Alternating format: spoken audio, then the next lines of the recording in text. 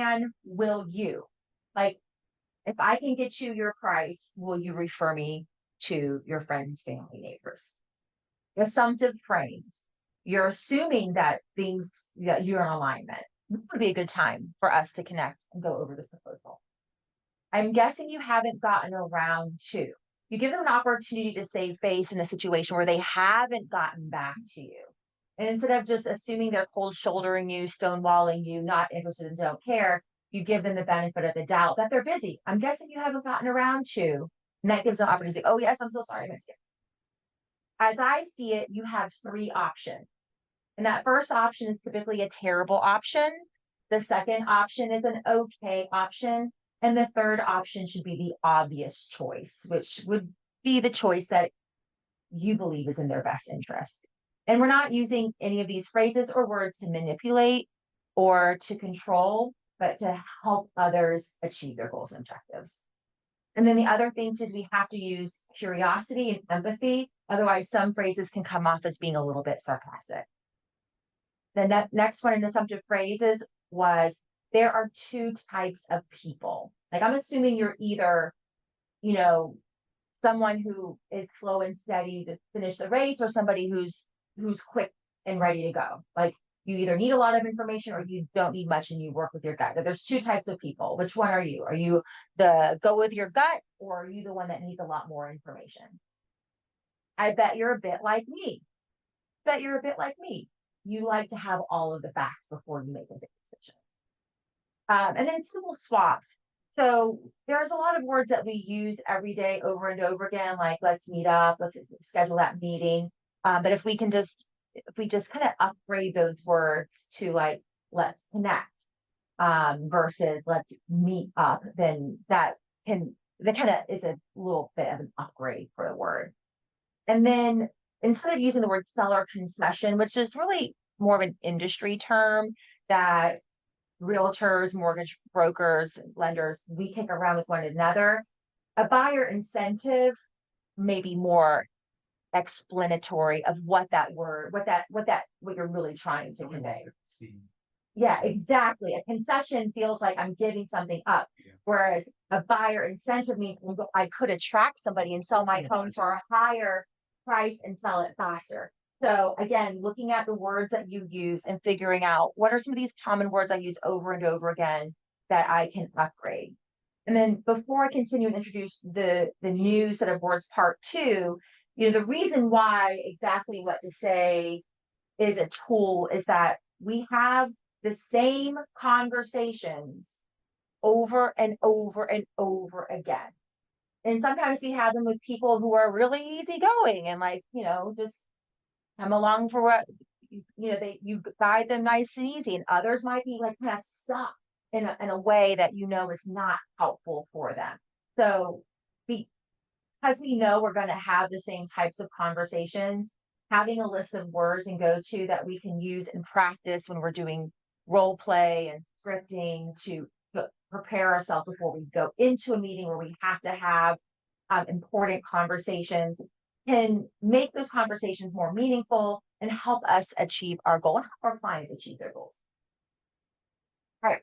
So the next group of words are under labeling.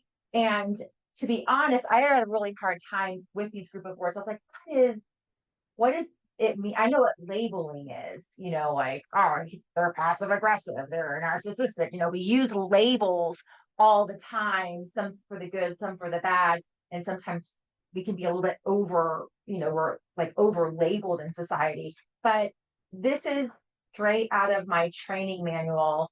It's not in the actual books, but this is the definition of labeling. A label accelerates a lot of otherwise cumbersome discussions by building on the desire of belonging, collective understanding, and often conclusion before discovery. When used skillfully, labels can fast track a shared consciousness that results in decisions being reached quicker with less resistance. So with that, these are the new words under the labeling category. Don't worry. So don't worry is the highlighted part. And then the rest are after don't worry, Most sellers feel frustrated when the market doesn't respond the way they hoped to the price they wanted. Don't worry. Like, yeah, I know, like, you're not alone. That we belong. There's belonging here. You're not the only one that's frustrated. I understand. I get it. Don't worry. Most people, and there's here we go. And then this one, most sellers, and then the next one is most people. Most people want to relieve the stress of selling and buying as soon as possible. Most people, like, we're together on this. You're not alone. It's not irrational for you to want to sell quickly and at the highest price. Okay, it's okay. The good news. The good news is that I have the right plan to help you move forward. So sometimes in conversations, we're listing up, these are what the challenges are. The reason why your home's not selling right now is because the interest rate market is elevated. Home prices in tangent with higher rates make homes less affordable. There's uncertainty in the economy. It's the summer, whatever. These are the challenges that your home might be facing right now. But the good news is, in spite of all of these challenges, the good news is that I have a right plan to help you move forward. Would you be open-minded to hearing my strategy? And then combining some of the words and phrases. What happens next? People want to know that there's a plan, and they are looking to you to guide them as to what those next steps are. So giving them this comfort of telling them what happens next. What happens next is I'll send you an updated agreement so we can get this updated on the MLS and we can begin marketing our new plan ASAP. What happens next? All right, our next category is staying in the game. And I wanted another definition for this one, so I opened up my training manual. The actual books do not categorize the words. They're just lists of words with lots of different examples. But staying in the game, when conversations are not going your way, the easiest option is to give up, walk away, and accept that on this occasion, you will not reach your desired outcome.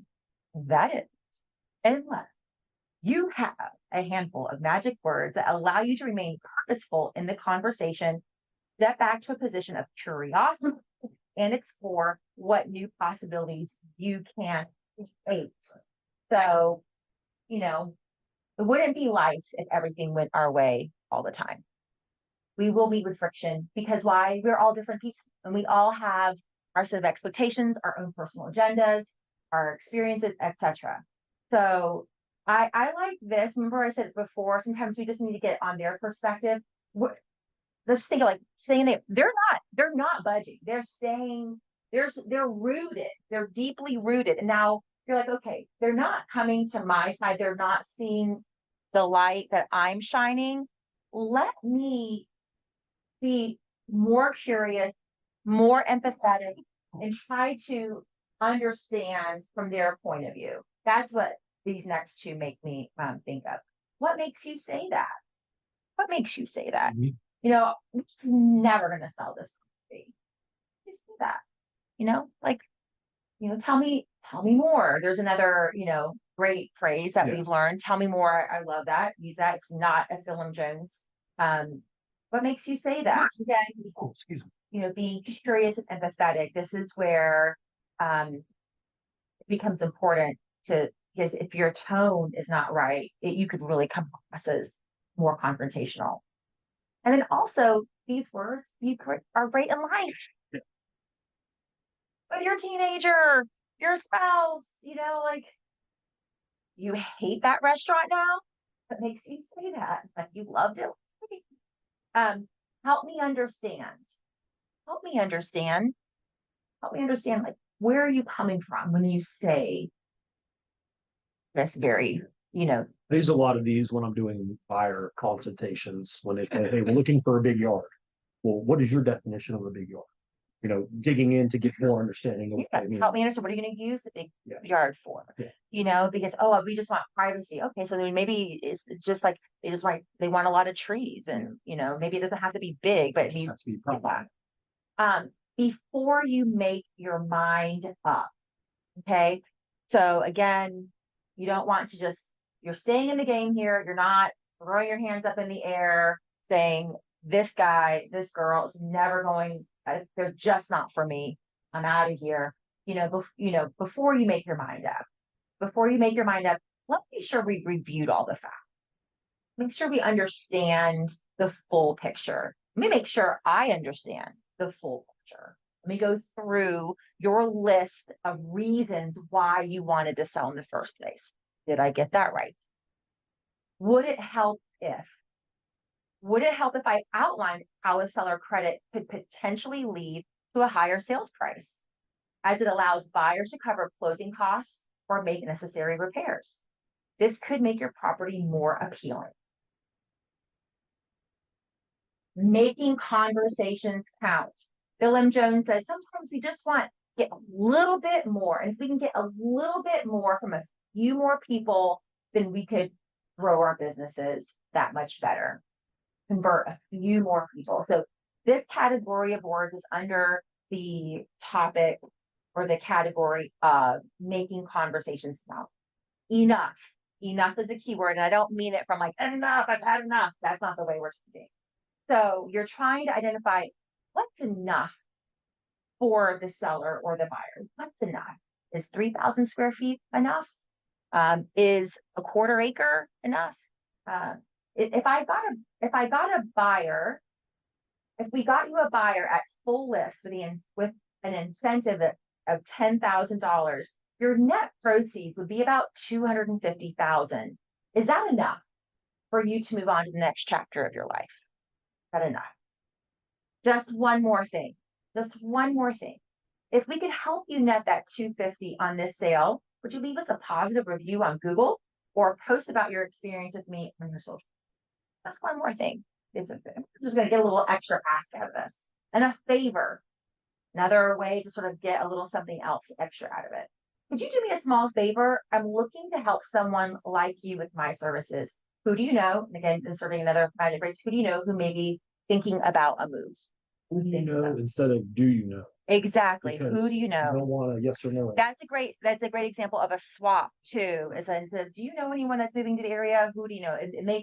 It puts your brain into like searching. Say no. You start searching with, and you start like, no, I can't think of anybody right now. But yeah. But you at least force them to think about someone who might be moving.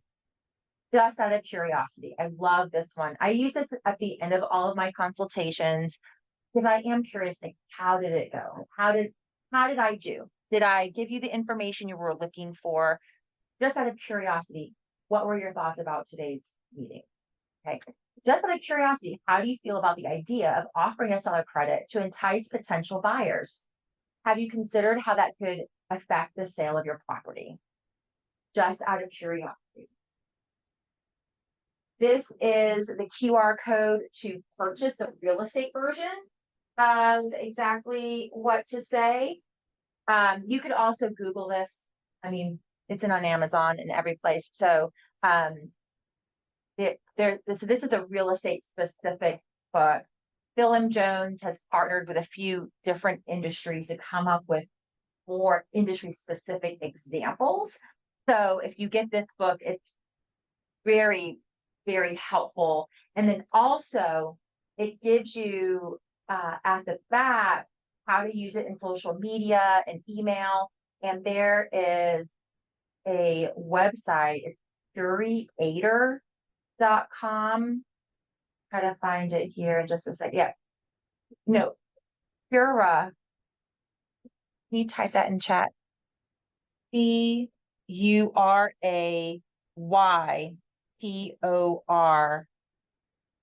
Curator /exactly it for copy and paste template. Hold on 1 second. Yeah. So do I look at it again? CURAYPOR.com/exactly.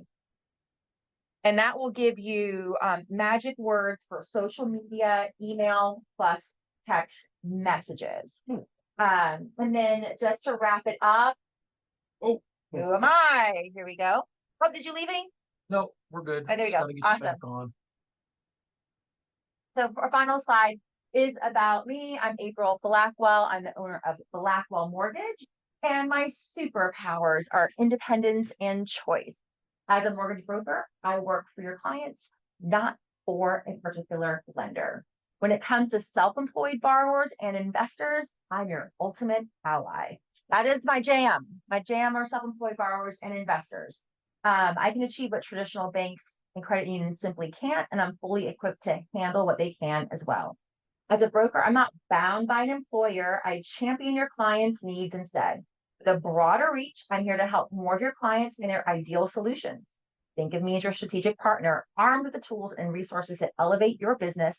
I guide your clients through every step of the process, empowering them to shop with confidence and clarity. And best of all, I'm here to make you look amazing. And there's a QR code to my website for more information on how we can work together.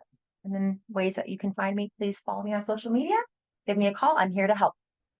Any questions? I'm just curious. Questions, feedback? I have a question coming from the buy side. Okay, perfect. Would you recommend, and I just did this recently, and obviously I know there's a risk involved, where we're seeing a lot of these price drops, and I'm working with buyers that are looking to maximize their incentives. Yeah. And I just had a buyer that we actually went back up in purchase price to get more closing costs out of the seller. And I mean, this is a house that's been on the market for 4 months, has $75,000 in price drop. So I'm not too concerned about the appraisal side of it. But is that something you're seeing a lot more? I do see. I mean, I'm closing one tomorrow. In fact, that it was listed for 310. They offered 312, and they got 12,000 in concessions. Okay. So they were able to. Yeah, they didn't go up 12 to get 12. Yeah, but I did the same thing. We only went up 2 to get 10. Exactly. But it was Exactly. Why don't we just do this? Because I'm not worried about the appraisal because it's been dropped to them. In this particular case, the property did not appraise. So but it was fine. They just, I think it turned out they had to bring an extra $700 to close. And what I did in that case is I reassured the seller and the listing agent that my buyer knew that if it didn't appraise, that it would cut into those closing cost money. Exactly. So I sent that over just to let them know, okay, I've consulted and I've educated this buyer to know what can happen. And we already know that so it's kind of, and then they ended up accepting it. So in this particular case, it was just easier for for us to drop the loan, for them to pay the difference and to keep the closing costs intact. It was just, I mean, basically it's a left hand, right hand. You know, that's the same money, and it wasn't worth trying to do this, like reduce the price, reduce the credit. We're just gonna leave this the same. Like, we didn't alter the contract at all. We just lowered our loan amount, keep it moving, to keep it simple. But you know, part of what we do is we present people options, and typically we present them those options before they make the offer. You know, and we partner with a realtor. What are you thinking? What do you think it could appraise for? How long has it been on the market? What do you think our leverage is here? Do we have 20K to work with? Maybe we split that up, partial price, partial closing costs. Like, what do you think? Like, if you were to not know like if buyer incentives were not a thing and you were going to make an offer, like how much would you come off the price? Okay, now let me take that amount of money and figure out, based on their program, what's the maximum, what's the best way to use it. What are they saving? What are they saving, and does it make sense to do that? Because there are, being that these prices are dropping and things. I had a buyer who the home appraised for like $20,000 more. And I was like, well, we could parlay, I would in my mind, I'm like, yeah, we use the bank for that and ask for money back to save, because there were things that she wanted to fix on the home, right? So I was like, we could fix those things, the air conditioning unit specifically. We could use that money to fix that, but it was too much for her to wrap her head around. And her dad kept saying, you're going to pay more interest on, the loan over the course of the life of the loan. But in my mind, I'm like, you can refi once the rates drop. You need the cash to make these repairs now.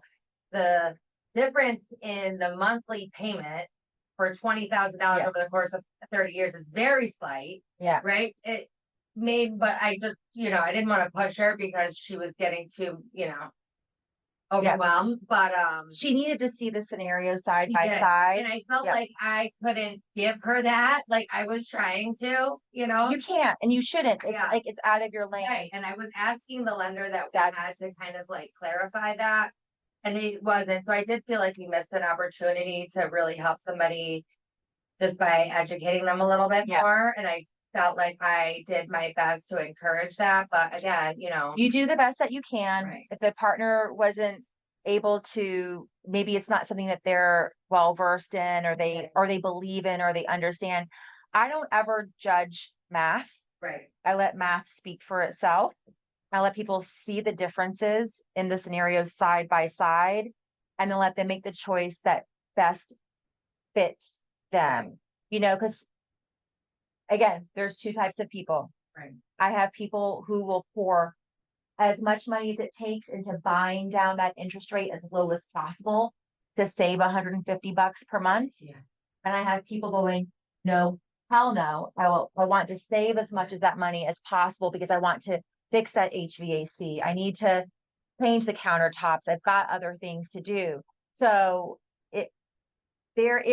and I tell people, listen, there's no right or wrong. right. There's Yeah. what makes you sleep at night. What's important to me may not be what's important to you. I'm not going to try to judge the scenario, but your realtor just provided us some information. She said that this property appraised for 20K over, and she's asked me to show you what that might look like if we increase the price by 20K, got you a 20K concession to cover your closing costs and or buy down the rate. So I'm giving that to you. Here's what it looks like if you do nothing.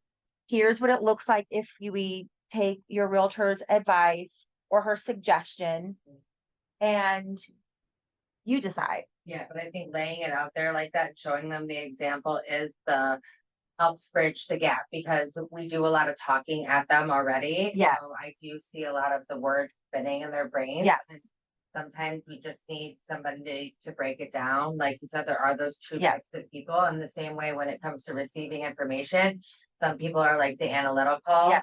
And some people Exactly. just want to know like what's this and that, so. Yes. Yeah, that's why we use a program called Mortgage Coach, and we can put up to 4 different scenarios in there. So for example, I have a lady who wants to make an offer on an investment property. Maximum concessions on that are 2%. And it's listed at 315, but we've had this conversation before. So she knows that before she makes the offer, she comes to me and she says, here's what we're thinking. It's listed at 315, but I want to see the numbers at 315 and at 300. Like the payment's important to me, but also out of pocket is important to me as well. So I showed her 300, no concessions.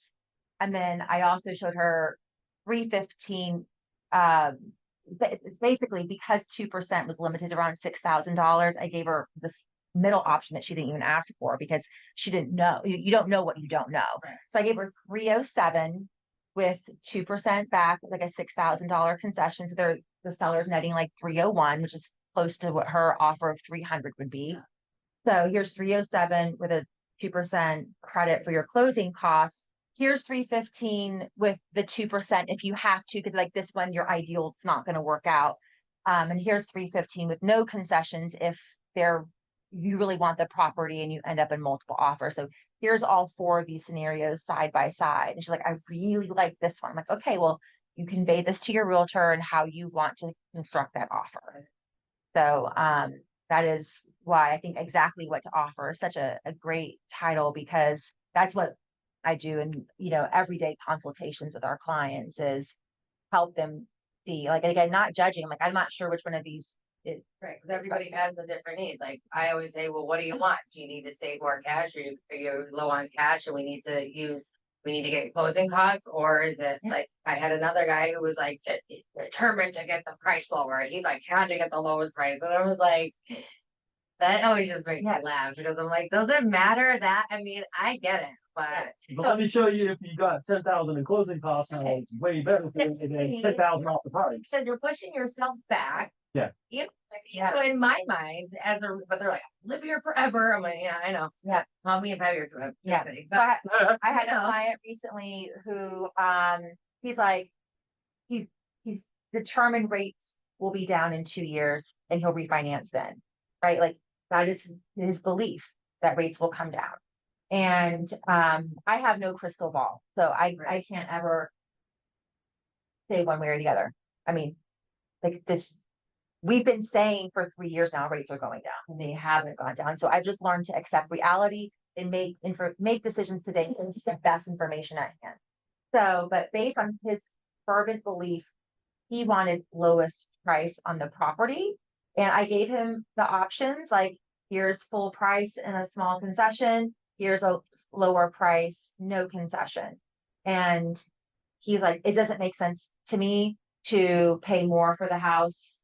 He's like, I want the lower price. I'm like, that's fine. But you make the choice, Yeah. right? And so like, that's what's gonna make him sleep at night. I've honored the wishes, Yeah. so I'm not steering. Yeah, because You it know? doesn't make a difference. You're gonna waste your energy and time trying to convince him of something else. I mean, like I've given you the information. Yeah. You've had time to evaluate it. Yeah. And based on the information that you have at hand, I'm gonna trust that you're making the best decision for Yeah. you. It doesn't make I don't get paid more one way or the other, depending on, Right, but you that's know, like being one a way- real advisor, right? Because you're giving them, Exactly. empowering them to make the decision that feels best to them. Exactly. Awesome. Great feedback. Thank you. Any other questions online, Keith, or anything else that you wanted to? You always have great questions. That was the only one I was waiting to ask you about that. Any questions from anybody online? Yeah, I just wanted to ask you about that because Yeah, put no, it in my tool belt. yeah. I mean, again, we equip people to make their best decision. Yeah. Like playing cards, in my opinion. I'm like, I gotta. And what's your business phone? Oh, 919-673-7905. My cell phone. You can text me. Thanks, Cindy. All right. Awesome. Thank you. Thank you. I love your outfit. Oh, thank you so